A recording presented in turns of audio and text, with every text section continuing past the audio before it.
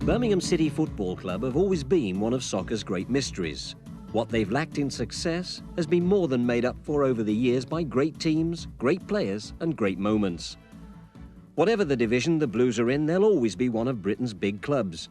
And when the good times return to St Andrews, as they surely will, the terraces will echo to the sound of "Keep Right On to the End of the Road" from their loyal, legendary supporters. Founded in 1875 as Small Heath Alliance, they moved to new headquarters at Munn Street 2 years later. And in 1882, the Heathens won their first trophy, the Walsall Cup. 1892 saw them elected to the newly formed Second Division, which they won, scoring 90 goals in only 22 games. In 1905, the club changed its name to Birmingham, and the following year moved to its current home, St Andrews. The early 20s were a great time for Blues, winning the Second Division in great style in 1921, with names like Liddell, Briggs, Crosby, Hibbs, and scoring sensation Big Joe Bradford. It was no surprise, therefore, when they reached the FA Cup semi-final in 1931. Blues beat Sunderland 2-0 with 2 goals from Ernie Curtis to ensure a first Wembley appearance against local rivals West Bromwich Albion. Back at St Andrews, the lads got in some vital shooting practice. We'll let manager Leslie Knighton introduce them. Let me introduce to you the Birmingham team. First we have Harry Hibbs, the goalkeeper. Now Harold Boughton, a right back. Ned Barker, who is our captain, that's left back. Jimmy Crington, a right half. George Morrill, the centre half. Alec Leslie, the left half. George Briggs, outside right. Johnny Crosby, inside right. Joe Bradford, centre forward. Jack Firth, inside left. And Ernie Curtis, outside left. It was a hard-fought final. Albion broke through to score the opening goal through WG after 25 minutes. But 12 minutes into the second half, Joe Bradford equalised with a 25-yard cracker, which sent the Blues fans wild.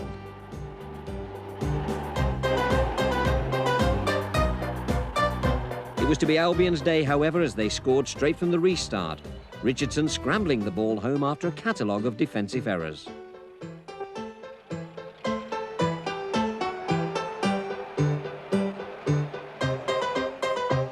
But the big talking point with Blues fans was Bob Gregg's goal after 8 minutes, which was ruled offside. They were left cursing their bad luck and could only dream of what might have been. Even in the mid-1930s, Blues and Aston Villa were deadly rivals. There's a record crowd of 60,000 at St Andrews to see the clash between Aston Villa and Birmingham. Villa light-sleeved shirts, and it's Villa that opens the score through Astley. Birmingham are undaunted either by this early setback or the new Villa stars, and respond with a determined raid which lets Jones, their centre-forward, through to equalise.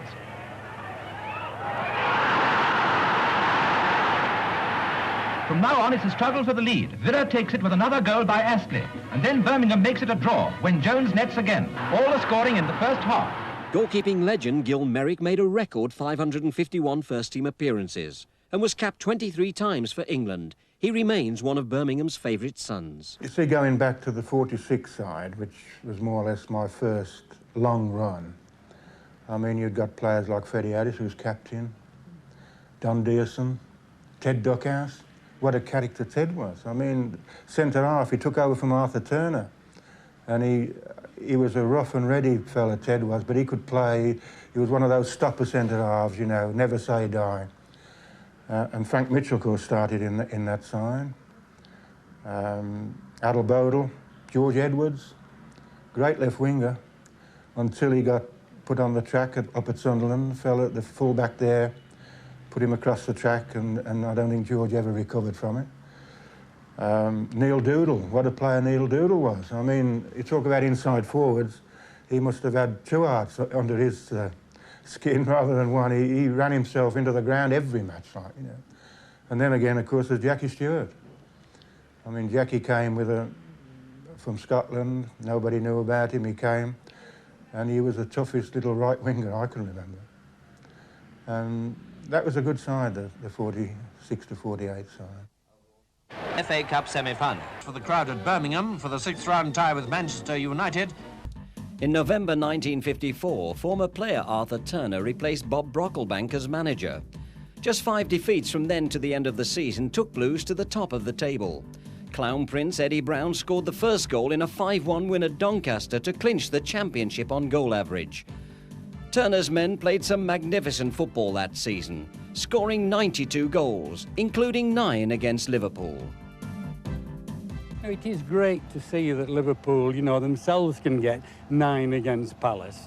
And when they did get the 9 against the Palace, very modestly I wrote to and if I'm advertising, to the editor of the Daily Express, reminding him that not too many moons ago, Brownie knocked 3 in against Liverpool, Birmingham City 9, Liverpool 1. And the following fortnight, Port Vale came and we unceremoniously knocked in 7. 16 goals in a fortnight. Had they scored 16 this season here?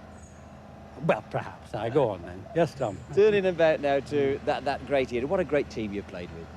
I was the last piece in the jigsaw. Don Dorman, Arthur Turner came along and, would you like to go up the road? Now, they knew that I could not play centre forward. I wore a number 9 on my back.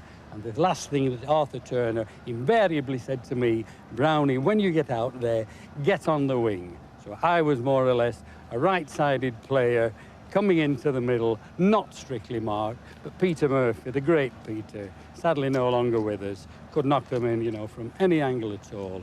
Better 2-footed player, never walked. A great guy, but the idea was, Brownie, you get on the wing, Murphy and Kinsey will go up the middle. Another popular member of that team was Scottish winger Alex Govan. He introduced to the club the now famous anthem, Keep Right On to the End of the Road, during their memorable 56 Cup run. Going to Arsenal Stadium, the lads had been singing all these English tunes. And Arthur Turner, the manager, said, give us one from Scotland Alley. And I started singing Keep Right On to the End of the Road. And by the time we got to the stadium, the Blues supporters were all outside. And the boys were still singing it. We'd sung it about 3 or 4 times then, and it was getting very loud when we got to the stadium. And the supporters outside turn it from there. Though the way be long, let your heart be strong. Keep right on to the end.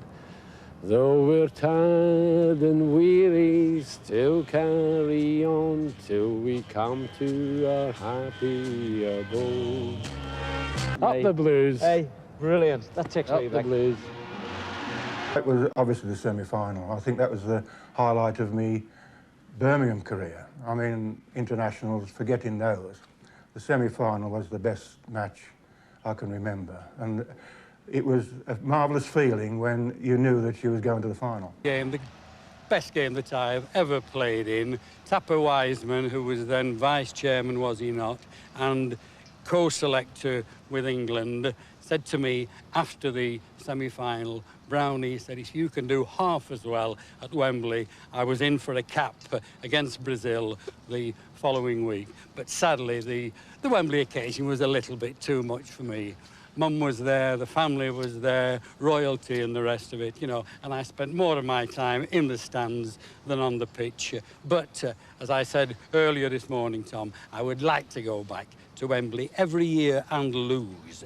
They took us away from here on the Thursday, I think. They brought us back sometime the following Monday, never got our hands in our pockets once, A wonderful weekend, and I can still hear, as we walked into the Park Hotel after the game, the band playing, not miserably, very confidently. Here's to the next time. Magnificent, really. There it is, still unwashed, still stained with champagne, tears, or whatever but as a shirt, again, a little story, and I'm sure one Harry Parks will not be too disappointed when I say that for the Monday paper, I think it was, Tom, the guy said, and, why did you fail in the final? Well, I said, whereas they had the V-neck, the short sleeve, I said, we came out in this long sleeve, in this tie, in this collar. All it needs really, is this kind of tie, and we were, dressed for dinner kind of thing. So I said, imagine that wet through, in the Wembley cauldron, multiplied by 12 players over 90 minutes, and I think it worked out that we were carrying about 300 weights more than Man City at the end of 90 minutes, and so a little bit with respect to Birmingham and apologies to Harry Parks, you know, the shirt was, but as a memorabilia, you know, you can't take it away. I will never part with it, and the thing will never be washed. If Blues had been favourites to win the 1931 Cup final, they were odds-on to win in '56. But sadly, once again, they fell at the final hurdle. It had been a great run, with the Birmingham public turning out in force to welcome them home.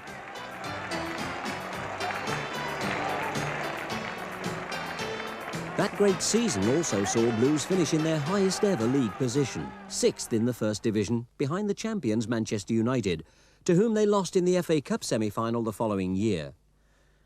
Speedy winger Mike Helliwell was amongst new players brought in during that year to try and maintain Blues' success into the 60s. I joined the club in '57 from Queen's Park Rangers when I was 18, yes. Who signed you? And Arthur Turner signed me just after they'd been to Wembley in '56. Took it a bit to get your place, though?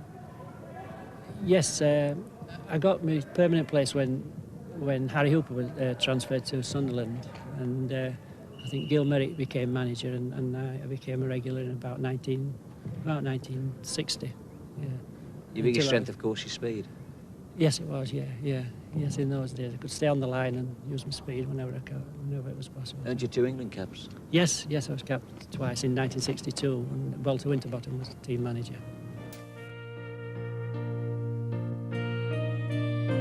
The late 1950s and early 60s were times of mixed fortunes for Birmingham City, with genuine joys and sorrows too. The tragic death of brilliant international fullback Jeff Hall at the age of 29 from polio was a blow that sent shockwaves through the football world.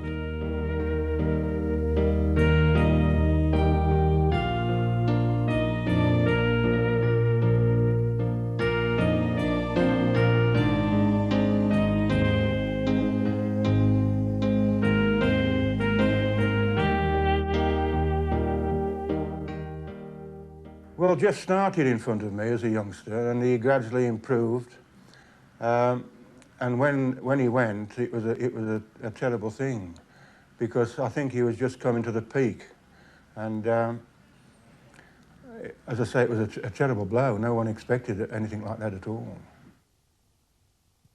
When they'd been one of the pioneering British teams entering the European stage, with 2 appearances in the Intercities Fairs Cup final, in 1960 against Spanish giants Barcelona, and in 1961 against crack Italian side AS Roma. But it was this success over Villa in 1963 which finally brought Blues a major trophy. Skipper Trevor Smith holding the League Cup aloft for their ecstatic supporters. Birmingham played really well. Villa, I think they'd got a couple of reserves in, but I don't think it would have made any difference really, you know. We'd have beat them anyhow, you know, I'm certain. Then we had to go back to Villa Park, and we managed to hold them to a 0-0 draw. And they put us under a lot of pressure at Villa Park, mind, you know, but we sailed through it really, you know. Great win for you. Must have been good fantastic. For you. Great it was. It was nice winning a trophy at Villa Park for another club, I'll tell you that. Now, you had 5 fabulous years at Birmingham. Fabulous, yeah. I fell in love with Birmingham City, I did. You know, there was a great club. It was fantastic. And when you come out here and you've got this atmosphere to train in, it was fantastic, you know. I used to love coming here, you know. Gil Merrick stayed for only 1 more season following that League Cup triumph, leaving the club as their most successful manager to date. In the mid to late 60s, Blues had their ups and downs. They returned to the second division in 1965, where they were to remain for the next 7 seasons. They did, however, reach the semi-final of the League Cup in 1967 and the FA Cup in 1968, losing out to West Bromwich Albion after beating Chelsea with a Fred Pickering goal in the quarter-final. Striker Phil Summerhill claimed a regular place in the side the following season. When I came to the club, we had players like Jimmy Bloomfield, Harris, Leake, Hennessy, Auld, a number of players, international players. Going on then to, when I started again in the team, players like Hockey, Murray, Bridges, Pickering, and probably the best player I ever played with was Jimmy Greenough. Now you, for 3 seasons, were top scorer. Great years for you. Great years. Local lad, always supported Birmingham City. Go back as far as 56 Cup final, all the Intercities Fairs Cups. Remember the very good days of Birmingham City. Stan Cullis spent 5 years at St Andrews trying to repeat his success at Wolves. But despite 2 semi-finals and an attacking style, indifferent league form led him to step down to make way for a younger man. Look at Joy's hard work. Up, up, up. Freddie Goodwin arrived from Brighton in 1970 and immediately made his intentions clear. I believe in attacking football. The public want to see goals. We will endeavour to entertain them, but primarily, of course, we've got to be successful. Now, the season's, what, a month away. Can you envision Birmingham having a good season? I would never prophesy, Bill, about how we're going to do. I think we've got a hard season ahead. There are many good teams in the second division. If we're not successful, it won't be for the want of trying. Among Goodwin's squad was a 16-year-old striker trying to claim a regular place at number 8. 15 goals in 13 games certainly helped. Played with 3 strikers, Phil Summer on the right, Bob Latchford up front, and me on the left. You've had 14 games with the first team now. This was your 14th. Yes. Do you feel now that you're fitting in as part of the line? Yes, I think so more now. At first, you know, it was a bit strange coming to the side, you know, being so young.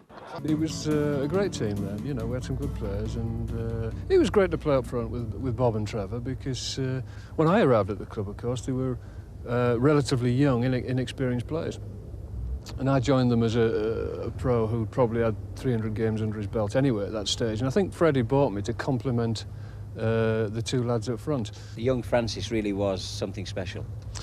Yeah, I mean, Trevor, I always say, or people say to me, yeah, but what made Trevor Francis special? And I think he had the combination of deception and speed, i.e. he could drop his shoulder one way and then dart off the other.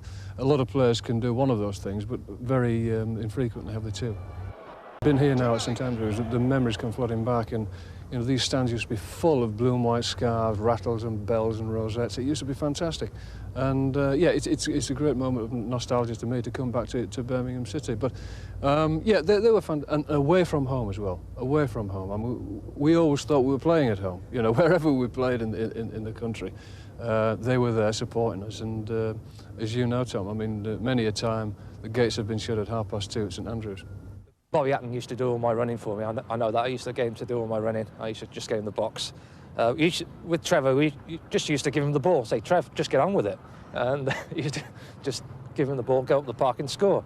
But there's no real big secret apart from just playing together and being together week in, week out, and getting to know each other's strengths and weaknesses.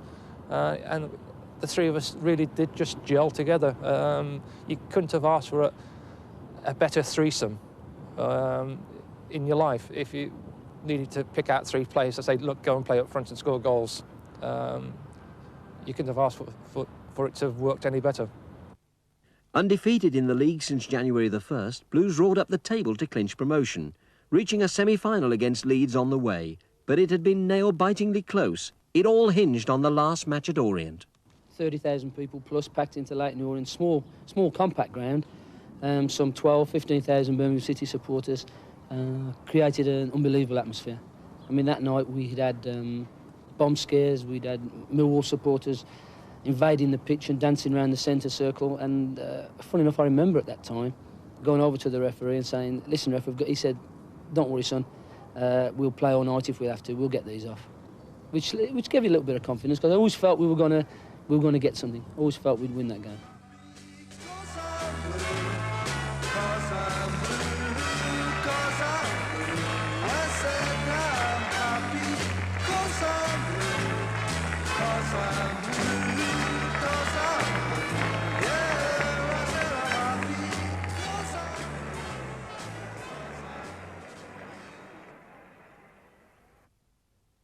Welshman Malcolm Page, Birmingham's most capped player, was part of that promotion team. We did seem to have this relationship with one another where, you know, we knew what was going to happen, and you know, that seemed to be how it went. That relationship stretched the fans as well, didn't it? Great relationship with the fans. Sure, yeah. I mean, wonderful set of fans. I mean, looking back now at some of the crowds that we've had here and the occasions, and not had the success to give the fans, you know, but wonderful times. We all tend to look back a little bit with the old rose-tinted spectacles, perhaps, but wonderful memories and, you know, never to be forgotten, not only for the players, but for the fans as well. An outstanding young defender at the time was Joe Gallagher. He had a knack of scoring vital goals like the one at Hillsborough in the heartbreaking semi-final against Fulham in 1975. Every time people talk about that, you just reminded me about it again, Tom. It's a desperate feeling, desperate things come over you. I know it's only a game ultimately, football, but for Birmingham City supporters, and I count myself amongst them, lucky enough to be amongst them, and lucky enough to play for the club, it was a desperate disappointment. Again, I think we took some unbelievable support. I think it was perhaps 20-odd thousand people we took north. That night, I think it's fair to say, we played very, very well. We played very well. I know that I went back a central defender alongside Joe, and I felt that I am professional. I've always been a professional. It was one of the better games that I'd ever had for the club. Mellor had a great time for Fulham. We just couldn't score. We couldn't score. We battered them. We didn't look in any trouble at the back. We turned around, no goals at half-time, no goals at extra time, no goals into the second half of extra time. And then perhaps with, 15 or 20 seconds to go, I think they knocked a ball in from the right, and I don't know if it was a Mitchell or somebody like got on the end of it. It bobbled off his chest. It went by Big Dave. Dave tried to get it. Joe went, fell over him, and it was unbelievable. It was as though the earth had stopped. The ball just rolled in the back of the net, and all I can remember then was falling on the floor. I fell on the floor, and I looked round, and there were a few other people fell on the floor, and it was silence. I mean, there were a few thousand Fulham people, I think, cheering, but Birmingham City people were silent. I think we went back to the halfway line, kicked off, and the ref blew his whistle. And my biggest thought from then on, I can remember now, I just ran off the pitch. I ran straight away into the dressing room, and I locked myself in the toilet. I don't think I came out for a quarter of an hour. Coach Willie Bell replaced Goodwin soon after, and his new signings, Gary Jones and John Connolly, soon won over the fans against Aston. The 6-77 season proved a personal triumph for Trevor Francis. He was ever present with 21 goals, earning him his England place. In the return match against Villa, there were some crude attempts to stop his flowing runs. Moving the double over Villa, Birmingham only finished in mid-table that season. And after losing their opening 4 games of the 77-78 campaign, Willie Bell was sacked, and club director Sir Alf Ramsey took over, becoming the first Knight to manage a football club. Ill health forced his retirement in March 1978, and Blackburn's up-and-coming manager Jim Smith was invited to take over the hot seat by Chairman Keith Coombs, who hoped he could revive the team's flagging fortunes. His first problem was to persuade Spy-on-Cop favourite Trevor Francis that his future lay at St Andrews. I've never had any problems with any player while I've been a manager, because I'm a player's man, really, and I think I can communicate with them and get them on my side. And this is what I've got to do with Trevor, and I hope that I'm going to be successful in showing Trevor that we're going to be successful, because I think that's what he wants. He's an ambitious man for success, not financial reward at all. And I'm the same. I want to be successful, and I want to work hard to be successful, and I want Trevor Francis playing with Birmingham City when we are successful. Do you feel that having that £1 million tag round your neck will be a burden in your playing career now? Initial optimism fell away with a run of poor results, and Francis finally had his wish to leave granted. Brian Clough offering him the chance of success he so richly deserved. The compensation for Blues was £1 million, smashing the British transfer record. And when do you expect to play your first game for Forest? When I pick him. With Francis gone and morale low, Smith's first full season ended in relegation. It was clearly time to rebuild. Gambling on experience, Smith secured Archie Gemmell from Forest for £150,000. He was followed by former England international Colin Todd from Everton. The arrival of the classy Frank Worthington immediately gave the Cop a new hero to replace Trevor Francis. Well, I mean, it's nice to be mentioned in the same breath as Trevor, who's done, you know, who's done magnificently for Birmingham City on and off the field. So, you know, that is a compliment to me. So, you know, but I can only say that the feeling was reciprocated. Did I get that right? Absolutely. The feeling was reciprocal. It was, the feeling was mutual. That's better. Jimmy Smith, he wanted that in his team, and you know, it was a very enjoyable sight of playing. It still annoys me though to this day that Smithy left me out the promotion game the actual day when we did get up against Notts County, and I'll never forget it. We got back in the dressing room after the game, and nobody knew you know, whether to laugh, cry or whatever, because I think everything hinged on the Chelsea result, and anyway, eventually filtered through that we'd gone up, but it was a strange moment then, although obviously a very happy one ultimately. Ron Saunders was brought in by Keith Coombs as a last desperate gamble to bring success to St Andrews. To Division 2 inevitable.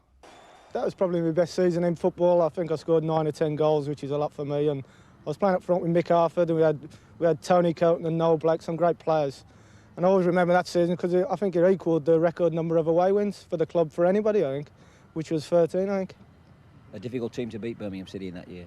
Yeah, I think majority of games we won 1-0 in the last minute, especially away from home. But in the second division, you know, as long as you get up there and get back into the first. We were going out and people were expected to get beat by us. They were going out, you could see the fear on their faces because we had such a good team. And Saunders gave that impression that, you know, that we could beat anybody. And he had that sort of air about him. You know, just even getting off the coach, and that the fans would see him, and the opposing players, I'm sure, saw him and think, crikey, you know, I mean, he was a top manager. You've had hundreds and hundreds of league games to your credit, but you've got this fabulous love affair with the Birmingham City fans. Yeah, I think they've enjoyed all the goals they've scored. It's none in 6 years. It's pretty impressive, really. I mean, I was going to say I'd let my goals do all the talking, but, you know, you don't want somebody silent on here. So, yeah, I think they realise that I'm not over-talented, but I give all I've got, and they can associate with things like that. And there's nothing worse than being one of these guys that got skill in abundance but doesn't try, and they soon spot that. I mean, the fans are no mugs. They soon spot people like that, and they take a dislike to them.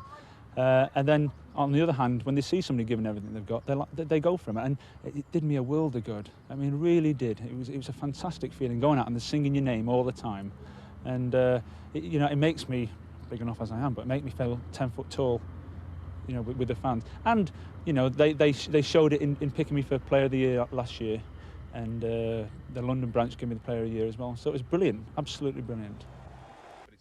Off the pitch, Blues were in a terrible financial state. Chairman Keith Coombs had had enough handing over control to local entrepreneur Ken Weldon, who'd already performed economic miracles at Walsall.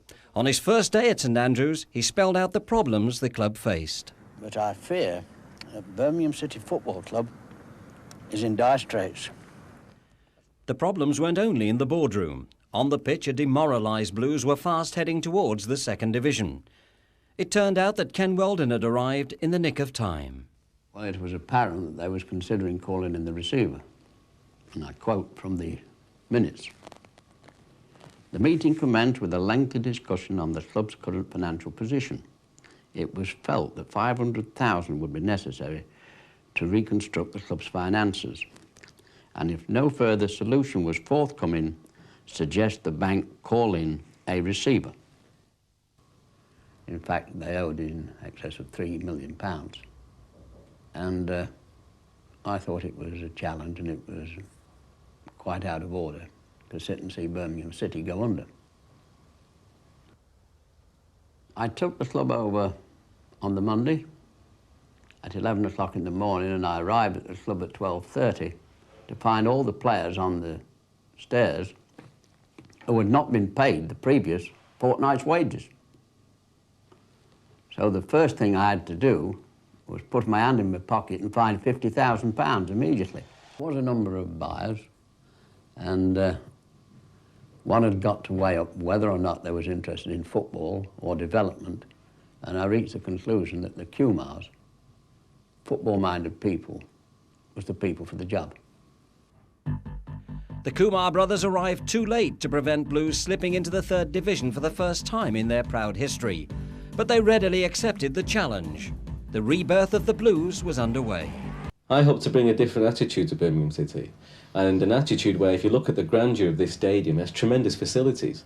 There is no excuse that, as long as we are able to relate back to our supporters who have a very strong affinity for this football club, I feel, can be up there with the Big Five, no problem. The terms of support, the support is definitely out there. But over the years, the support and the club themselves have the severed ties.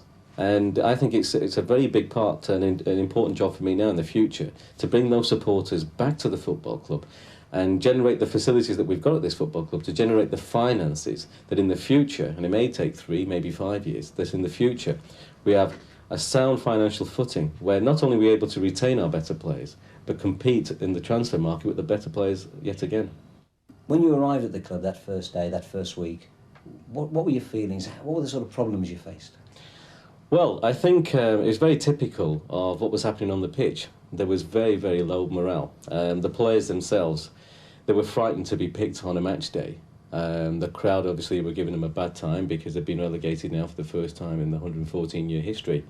And it was a very big problem basically to lift morale and install a newfound discipline and confidence and enthusiasm about, not just on the playing side, but also, of course, behind the scenes, because if you have panic and lack of enthusiasm and lack of morale, it tends to fester right the way through the football club.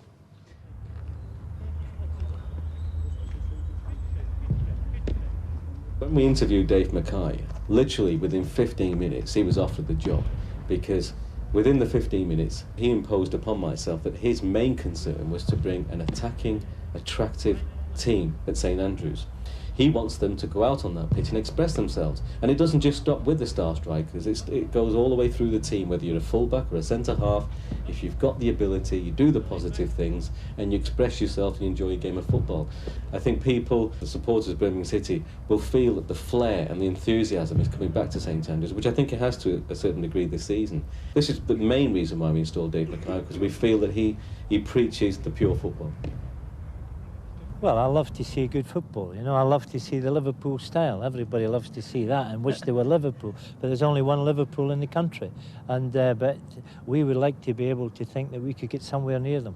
When you were a player, Dave, in your heyday with Spurs, what were your impressions of Birmingham when you used to come here with Spurs? Well, the one thing that I remember very much, we had a 3-3 cup tie here after leading 3-0, and they scared the pants off us in the last 10 or 15 minutes. When Harris scored a goal, thought we had lost it.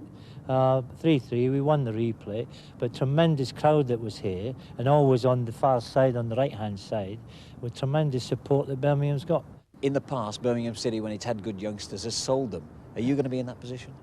Well, I think anybody that, when it comes to buying and selling, you've got to say, if you're offered a certain amount, like $500,000 for one particular player, do I think he's worth that money or don't I, you know? And if you're going to get that sort of money, I've got somebody else in the back of my mind that's actually, I think, is better than that player that we're selling.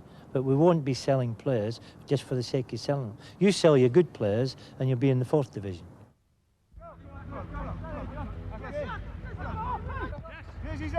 You hadn't been at the club long when you got Bobby Ferguson to join you. What are his qualities? Well, he's an excellent coach, brilliant coach, and he keeps on the players. He keeps the players on their toes, and he does give them plenty stick. And I think he's another one like Bill Shankly. If you ever met Bill Shankly, all he would talk about is football. But he knew the business, and so does Bobby.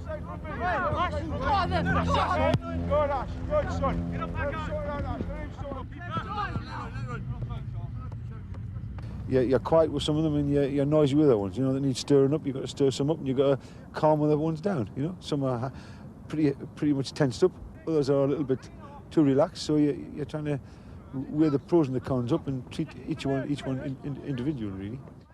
You're also a strict disciplinarian. You like disciplined footballers. Yes, I think without spirit and without discipline, your team's got nothing. Without spirit, them two things are omnipotent. You can't do without them. You can have skill as much as you like. If you've got no spirit and discipline, you've got nothing. It will collapse on you.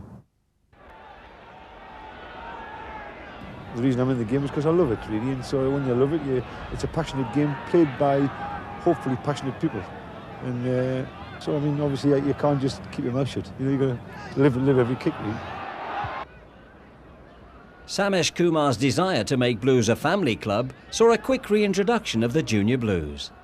Two main aims, I suppose. The one would be to hopefully get these young supporters following Birmingham City, and once having started here, want to follow them for the rest of their lives. And secondly, a little part of me that detests what we see sometimes happening on the terraces at football clubs, and hoping that the youngsters coming through will also detest it and behave in a bit of a better way. The club was determined to become more in touch with the local community. Part of the plan involved the probation service. They got in touch with us and asked if some young children could come along who come from broken homes and are young offenders, and could they be of some assistance with, you know, some work on the ground. So we find them small jobs, small tidying up jobs where they come along and you know, we give them a drink and what have you, and they seem to enjoy it. Did the probation service think it works? I think so, yeah, because while the boys are here, we have a chance to chat to them and, you know, ask them, you know, what have they done, and, you know, hopefully we can put them on the straight and narrow. Another part of the community project involves taking the club out to local schools. Good. Not too bad. I think it's coming now. Well done, Gareth. Well done, Anthony. Good. That's it. Well done. Good one. Come to the goal. You're going too far away. Ball. Not only will the kids benefit from the coaching, but the club is fulfilling the chairman's promise to forge stronger links with the local community. Come back, come back. Good lad. The next thing you must do, move. Right, you must pass and move. It's no good passing and saying... There's a lot of soccer schools about where they're paying 30, 40 or 50 pounds a week, and all we're charging is 50 pence a day. So they can get good training, you know, and it brings it back to the community, to the kids that perhaps wouldn't normally afford it, which I think is great. Keep it under that control. There's a lot of talent about that that probably would have gone unnoticed. We've got one lad who comes to soccer coaching on a Saturday morning who's actually going for goalkeeping trials with the club, and we brought that to the attention of the club. So perhaps from there, if some of these kids can go on to be professionals, there's bound to be, out of these numbers, there's bound to be 1 or 2% will get through and become footballers, I would think. Yeah, what we'd like to see is the sessions that we do offer. There may be some young stars that may become professional footballers with Birmingham City, and we found them through our coaching schemes.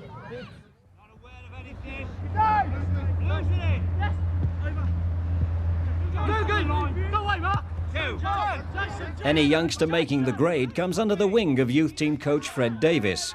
His record of bringing through youngsters for the first team is second to none. You've got Sturridge, you've got Yates, you've got Peer, you've got Tate, you've got Clarkson. Frayne is in the youth, has come through the youth policy, and Kevin Ashley's come through the youth policy. Do we get more than our fair share at Birmingham? I think we've done quite well over the time I've been doing the job of about 2.5 years now. With the young boy Rutherford, who's had 20 minutes in the first team, there's been 11 boys gone in. What's the relationship between you and the boys? Is it almost like father-son? Well, it is. I kick backsides, Tom. Obviously, you've got to have a little bit of discipline with them, but I always put my arm around them after. I mean, at this present time of talking, it's been a difficult time in terms that I've had 7 second-year boys who have just coming up to whether they're getting signed pro, and I've told the boys this morning we're taking 3 of them, which, all right, the other 4 are very disappointed, but I'll do what I can for them. And one boy's already been to another football club and had a week's trial, and there's another boy going out next week on a week's trial. So I'll do what I can to ensure that they, you know, they have trials elsewhere as well. That's better, Alan. Second man. Over. Who are the youngsters that are coming through now that you think have got a good chance for it? A boy by the name of Francis, not Trevor, but he's another strike.